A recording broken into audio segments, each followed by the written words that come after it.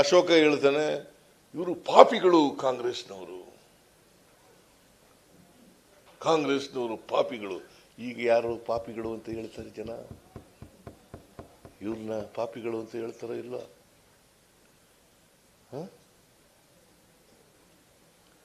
ಇವರು ಪಾಪಿಗಳು, ನಮಗೆ ಪಾಪಿಗಳು ಅಂತ ಹೇಳ್ತಾರಲ್ಲ.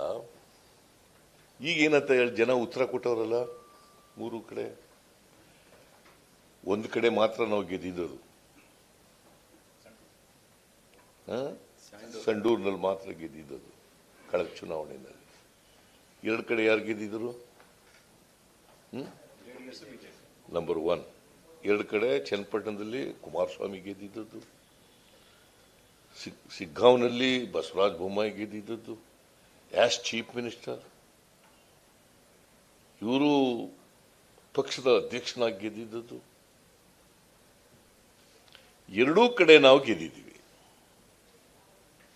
ಒಂದು ಕಡೆ 25,000 ಕುಮಾರಸ್ವಾಮಿ ಗೆದ್ದಿದ್ದ ಕಡೆ 25,000ಕ್ಕೂ ಹೆಚ್ಚು ಲೀಡ್ಗಳು ತಗೊಂಡು ಗೆದ್ದಿದ್ದೀವಿ.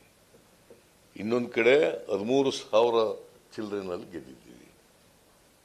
ಆಮೇಲೆ ಈ ಬೈ ಎಲೆಕ್ಷನ್ 2 ಪಾರ್ಟಿಗಳು ಒಂದಾಗಿದ್ದವು, ಇಬ್ಬರ ಮೇಲೂ ಗೆದ್ದಿದ್ದೀವಿ ನಾವು. C, I am emphasising this.